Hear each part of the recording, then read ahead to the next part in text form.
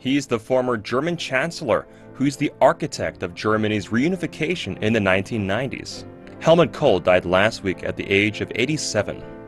What is his political legacy in Germany and the world? 23 of the 28 member nations are still not paying what they should be paying and what they are supposed to be paying for their defense. Under a new leadership, NATO member nations and the United States, who were once close allies, are not on the same page like before. The times in which we could completely depend on others are on the way out. We Europeans have to take our destiny into our own hands. What are the new challenges of relations between Europe and the US? The movers and shakers of the post-Cold War order have left one after another. The world has moved on to a new chapter. Who is writing the rules for this age? And what are the main issues for this century? After rapid development for 4 decades, China is looking forward to a bigger role on the world stage, leading the trend under globalization. What does China's involvement bring to the table? The passing away of the 87-year-old former German Chancellor Helmut Kohl captured headlines around the world.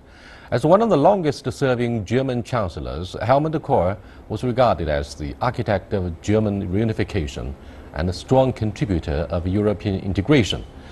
To discuss what the legacy of Kohl and other political figures of his age are and what has happened to the post-war world order and more, I'm happy to be joined today in the studio by Einar Tangen, a current affairs Frank Sieren, correspondent for Handelsblatt. That's our topic. This is Dialogue. I'm Yang Rui. But in the middle of the program, I'm going to talk to Xuewu from he's standing by in Berlin, and Fraser Cameron, director of the EU Russia Center, and Pavel Falkenhorst, Russian defense analyst. We're going to talk to them on satellite. Welcome to the discussion here. Now, what kind of a senior leader does Helmut Kohl go down history?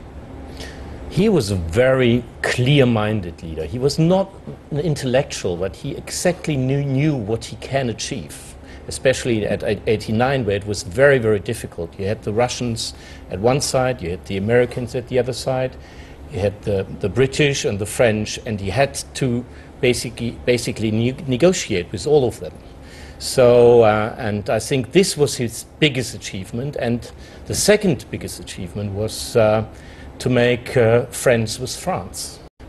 France have been our enemies for such a long time, and he basically made it possible that France and Germany were working together in Europe to build up Europe. Do you think he's a very good and very humble student of Bismarck, yet another outstanding politician in your history? Therefore, he was able to seek reconciliation. He is indeed. He is indeed. He had to be different because it was different times. But in some ways, you can compare him with Bismarck. No, I would disagree. I mean, Bismarck was blood and iron, the famous quotes. It's the opposite, that he represents a moral compass in an otherwise changeable world. You know, this is a man who was born in 1930, saw... Yes, but Bismarck was a very good negotiator as well. He's a good negotiator, and but his, apart and from the negotiation... And his surrounding was very, very complicated as well. Yeah, but he did not let us say he did not maintain a moral compass in his dealings as he went forward. So here's a man who's born in 1930, witnesses the horrors of the Second World War, and then sees the great growth in Germany, oversees the reunification. As you pointed out, the issues with France were solved. Also, he made atonement with Israel and was able to improve on relations with the United States. But all the time, he kept in mind a very, very moral center. He was very concerned with the German socialist state, which was a moral state in addition to being an economic entity. So I think these are the things that he'll be remembered most for. He wouldn't have said it. He wouldn't have chosen this moral perspective. He would have chosen the perspective of the realpolitics, of the possible. He was always thinking about balances. What can I achieve if I keep this and that balance? Yes, but he had opportunities in politics where he could have taken advantage of the missteps of his political opponents, and instead of pressing that, he maintained a line. He also tended to wait for others. He also, yes, that's my point. He would sometimes wait he would wait until others had made missteps and then come in and save the day.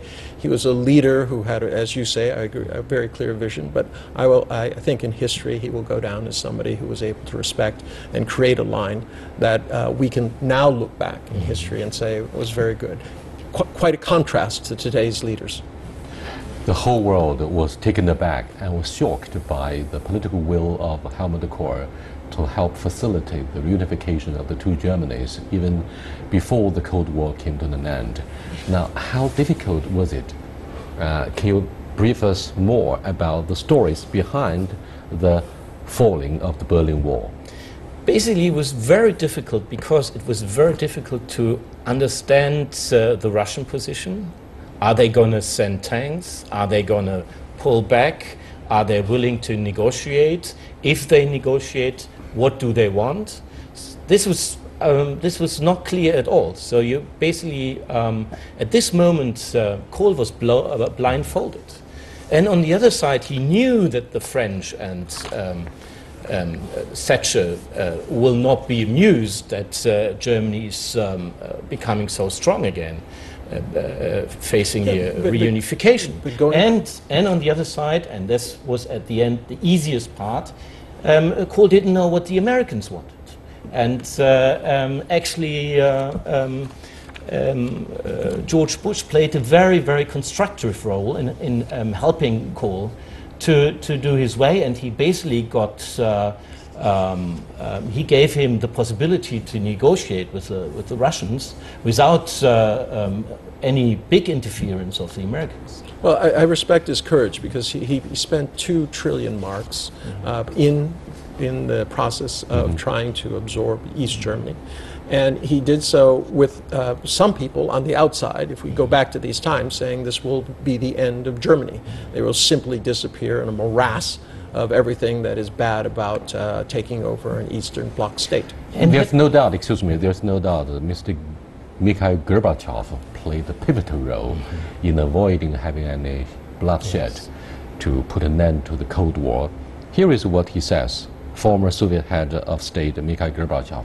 He said in his tribute to Mr. Helmut Kohl that it was a real luck that at that difficult time, between 1989 and 1990, leading nations were headed by statesmen with a sense of responsibility, adamant about defending the interests of their countries, but also able to consider the interests of others, able to overcome the barrier of prevailing suspicion about partnership and mutual trust.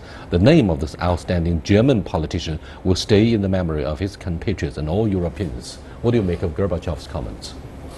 It's actually true, but the biggest problem was that at this time Kohl and the government, they didn't know how strong or how weak it really is. So that was very, very difficult. And at the end it was obvious that he was probably weaker than expected.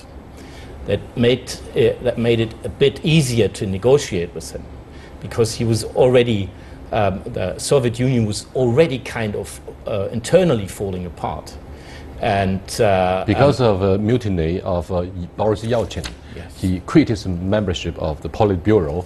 He had a quarrel with Mr. Gorbachev and decided to run for the presidency of the Russian Federation. Let me go to Mr. Xuewu, who's standing by in Bonn, Germany. He's director of the Center for Global Studies, University of Bonn.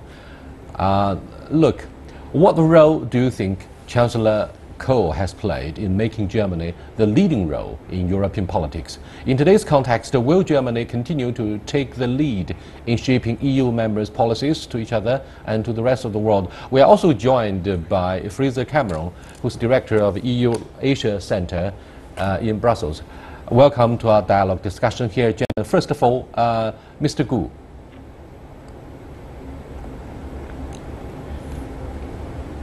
Mr. Gu, what do you think of the... Well, thank you very much. Yes. My pleasure to be here.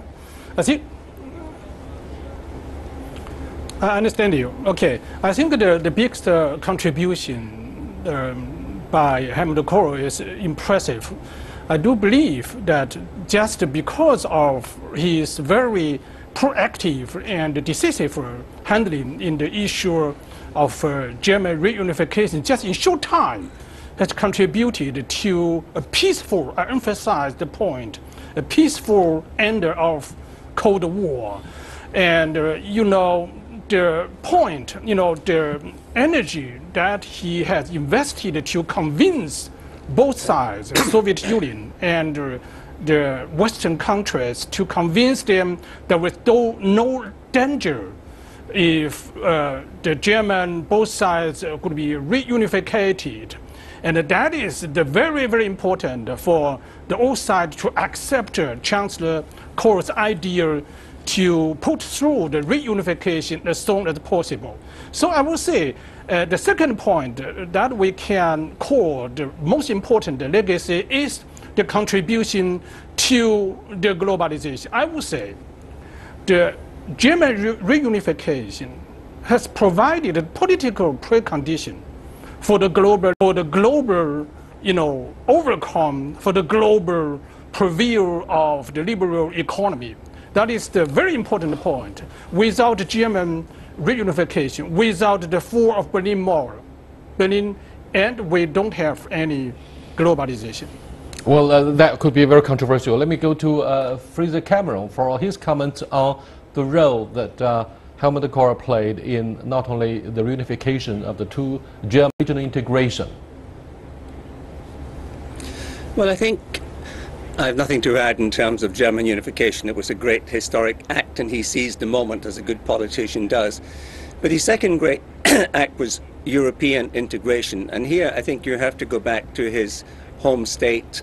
He grew up in a small town on the border with France.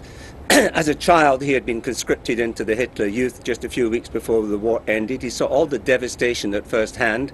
He lost his brother in the war. So these personal factors played a role in his deep-rooted commitment to European integration, and in particular, the importance of the Franco-German alliance. So he devoted a great deal of his career to very courageous decisions like introducing the euro against the wishes of a majority of the German population because of his deep-rooted belief in European integration. So I think, you know, in Brussels, the flags are flying at half-mast here today. He's really regarded as the father of European integration, one of the great statesmen in Europe. Fraser, one more question about the reunification. How could politicians in Germany persuade leaders of their neighboring countries that a unified Germany would not be a threat to their security, given the bitter memories about the two world wars? Well, partly NATO played a role here. There was a NATO decision not to expand NATO at that particular time. Germany took the decision to respect the Oder-Neisse line, the eastern frontiers, the western frontiers of Poland, which was the main concern. Plus, I think, you know, the personal relationship that Kohl had established with Gorbachev and Genscher with Shevardnadze contributed to this feeling of trust that grew up. So I think both Kohl and Genscher did a great deal to reassure the neighbors, both to the east and to the west, because France and Britain were also suspicious of unification. And as one of your previous commentators said, there was a tremendous input by the George Bush administration. They played a heroic role in providing the framework in which German unification could take place. Mr. Gu, my question for you is, why do you think Mr. Kohl has been able to be the longest serving chancellor, and he was also in the office of the chairmanship of the CDU, Christian Democratic Union, for many, many years, to my knowledge, at least 25 years.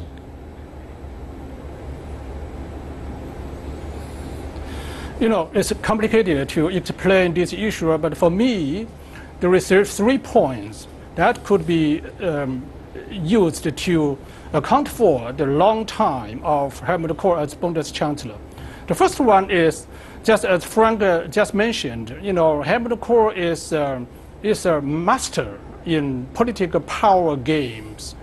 who is very in a strong position to balance the different forces with the CDU. The CDU is a very complicated party, consisting of different forces. So the figure who should or want to lead this bigger party should be in the position to balance with the different forces. And in the end, Helmut Kohl has managed to control every different forces within the party and to strengthen his position as Bundeschancellor. The second point is, I think the long time of the governing by Helmut Kohl has to do certainly with the weakness of the opposition parties, the SPD, the Social Democratic parties. Chancellor has used, this weakened time of the opposition parties to get more and more popular support from the German people and use the chance to strengthen his position not only as the party chief but also as the chancellor of the republic. Well, the question for Frank here in the Beijing studio is why did Chancellor Angela Merkel seem to have a face-off with his mentor after Helmut Kohl retired from politics, and although Merkel said in her tribute to her mentor that without his help she would have not been every bit of what she is today. At the end it's very simple. Kohl at the end of his career didn't want to step down, so Angela Merkel had to push him a bit, that he was stepping down, and from this point on they couldn't get along very well. But on the other side, she learned a lot from him. She learned a lot how to deal with the party. She for example, makes sure within the party that no one is getting too strong to become a danger for her position. So it's a hate and love relationship at the end. But Kohl, this is definitely true. Kohl was the one who made Angela Merkel, who helped her, who taught her all kinds of political leadership techniques. And despite the very strong opposition from within the CDU and from the opposition parties, of course, at the defining moment for the single currency, Mr. Helmut Kohl insisted that a single currency, which means the Germans got to give up their Deutsche Mark, would help definitely facilitate the process of European integration, will certainly unite all countries behind the banner of having a collective future to avoid yet another world war. It's actually a bittersweet part of his legacy, because at the same time that he created the unification, it was monetary without fiscal. It has kind of plagued Europe as it stands today. The second step, which I think he anticipated, that there would be a drawing together and a more closer fiscal union, has not happened. It does not look like it will happen. Instead, there looks like there'll be a two-step or two-part EU, one basically Western, but basically Eastern. But probably at this time, when he had to decide to move on to the euro, he didn't look probably too far ahead. His problem was how to convince Europeans. There's a strong Germany with a strong currency. So basically, at the end, it was a deal to get them into the boat. It was a deal for the moment. And for the moment, it actually worked. And Kohl was not so much involved in the idea what is going to happen in 20 years. Yeah, but I'd say there are parts of his legacy that you can't overlook, and that is his willingness to atone to Israel and to the rest of Europe, to make friends with things, to reach out to China and create a very strong presence here. I think those are parts of his legacy that actually will be remembered most. Yes, indeed. And let's hear what Israeli Prime Minister Benjamin Netanyahu says about the death of Mr. Kohl. He says, quote, that the death of Mr. Kohl has made Israel lose one of its greatest friends. Netanyahu says in a statement that Kohl was the leader who united Germany with a determined and steady hand. He says, among the state of Israel's greatest friends, he was completely dedicated to its security. Now, he also, of course, Mr. Netanyahu, the Israeli Prime Minister, sends condolences to the family of Mr. Kohl. Let me go back to Fraser Cameron.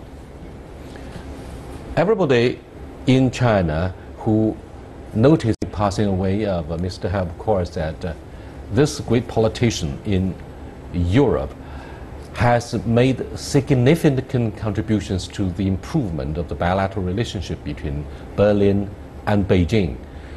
And the strong feeling here in China is that Mr. Kohl was not held hostage by advocacy of human rights like his successor Angela Merkel, nor like Hillary Clinton, former Secretary of State of the United States, who always championed the slogan of human rights.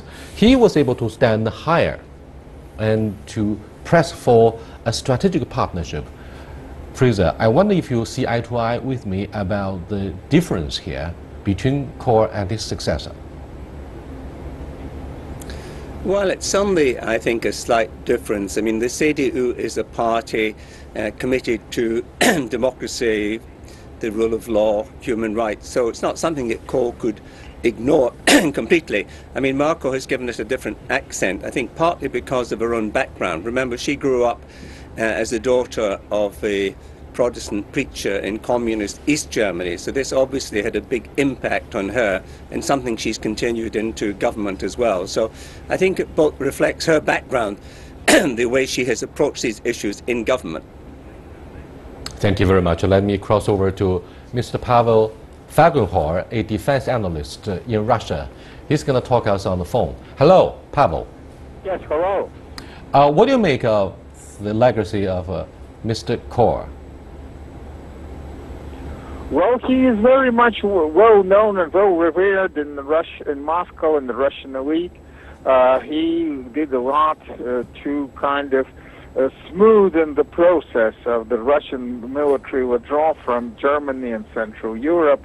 Paid then lavishly for the Russians to kind of comply and help them get out, and had very good relations with Russia.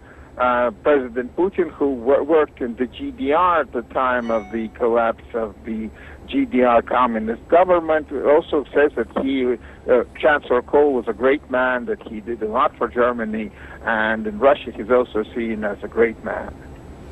Mr. Mikhail Gorbachev seems to be living in obscurity years after the end of the Cold War. However, he's clearly remembered for avoiding or helping to avoid bloodshed without mobilizing massive Soviet army at the defining moment of the unification.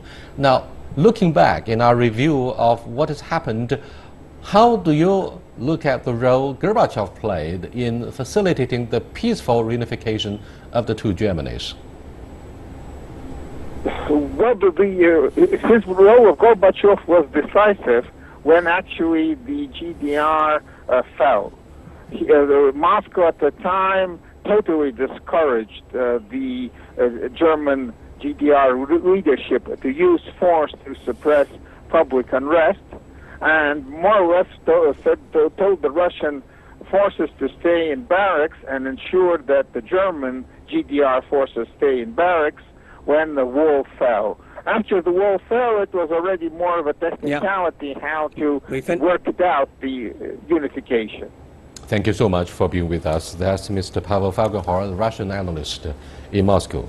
He is on the phone. Thank you. Thank you so much for being with us.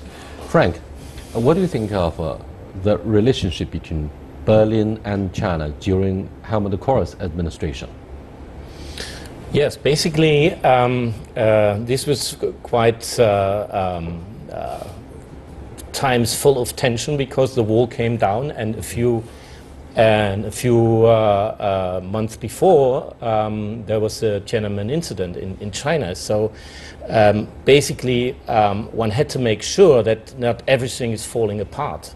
And I think there was a strong role of Chancellor Kohl at this time, traveling to China, I think it was at '93, and to make sure that they still want to continue to work with China, especially with the reformer side of China, and that China is still has still to play a role, because no one knows at this time what's going to happen to the Soviet Union.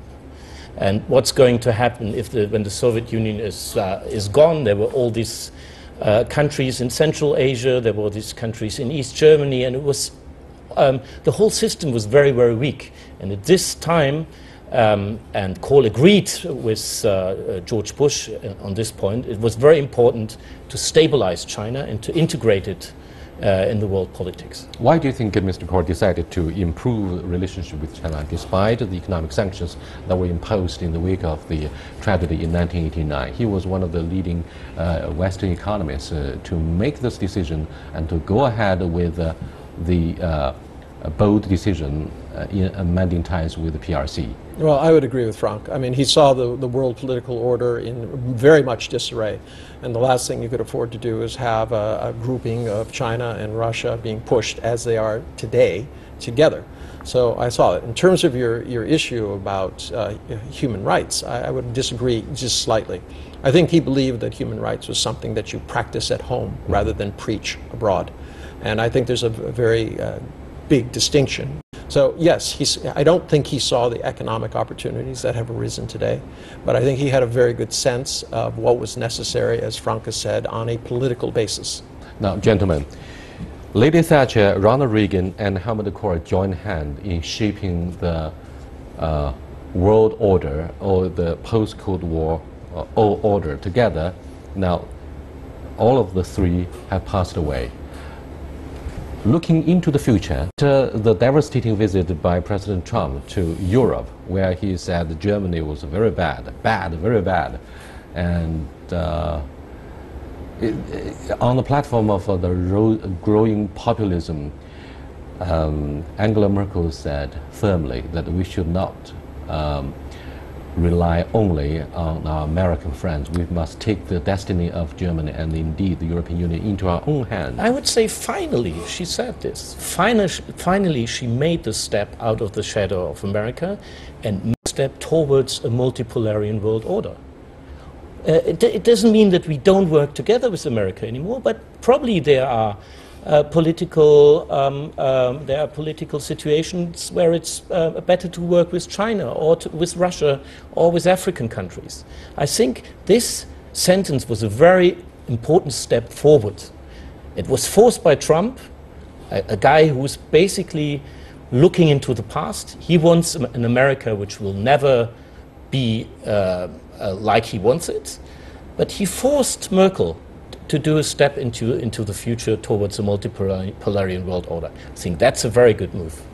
And do you think a united Germany, years after the end of the Cold War, would emerge stronger under the leadership of Angela Merkel, who is likely to win the next election, despite the upheavals arising from the asylum seekers as well as terrorist attacks? She's going to emerge as a stronger leader simply because of Trump. Trump is pushing from American exceptionalism, which was popular under Obama and the Bushes and Clintons, where they talked about we do what we do for the good of everybody. It has now become America first. We do what is good for us. And this has really turned the table on the international order. It has switched from a moral to completely selfish one. Climate treaties, every kind of grouping that is out there that the U.S. does not dominate, they want destroyed. So this is why all countries are having to come together and look otherwise. I mean, already Germany is China's gentlemen, I'm a little bit surprised that Angela Merkel didn't say, when President Trump goes low, we go high. With that, we come to the end of this discussion about the legacy of Mr. Helmut Kohl, former and late Chancellor of Germany. I'll see you next time. Goodbye.